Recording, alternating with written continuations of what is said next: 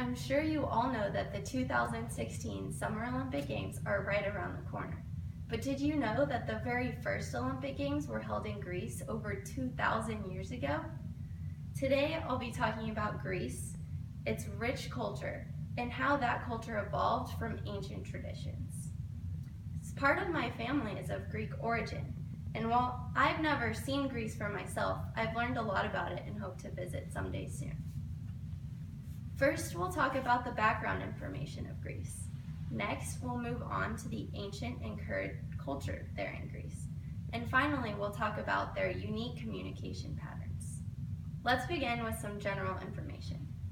The first thing I learned during research on Greece was from culturegrams.com, an online database with information about countries from around the world. On the section titled Official Name, I learned that Greece is just the common name for the country. Its traditional name is the Hellenic Republic. Greece is located in Western Europe on the coast of the beautiful Mediterranean Sea. Its capital is Athens, also known as the Acropolis. The city was dedicated to the goddess Athena, the goddess of wisdom and war. Ruins like the Parthenon are all over Athens and are commonly visited by tourists. Ancient mythology, like the stories of Athena, are an important part of Greece's culture. The stories of gods and goddesses have influenced art, architecture, and traditions in Greece for centuries. There are many gods and goddesses, but let's talk about some of the most famous ones. Aphrodite is the goddess of love and beauty. Apollo, the god of music and arts, has a city dedicated to him.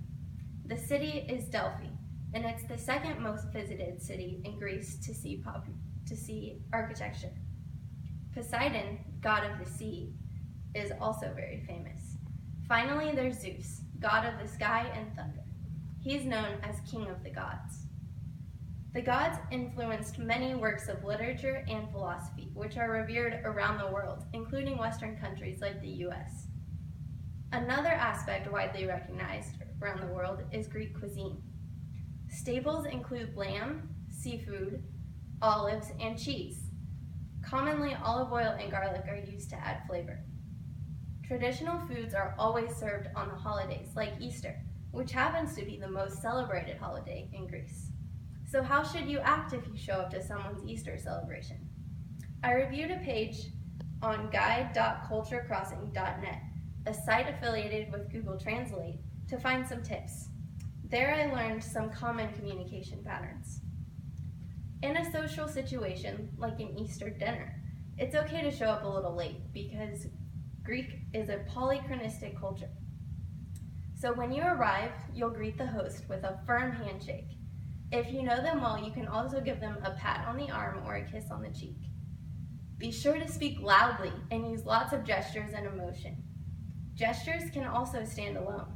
For example, if you nod your head up, that means no. If you nod your head down, that means yes. Be sure not to point at anyone in Greece, because while it's okay here in America, in Greek culture it can be impolite and also threatening. Finally, feel free to smile in comfortable situations. It can mean happiness, but in other situations, be careful because a smile can mean anger.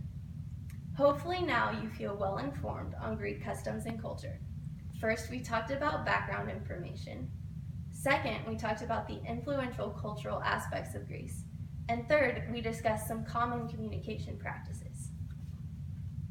After hearing all of this information, I bet you're ready to see Greece for yourself. I know I am. Thank you.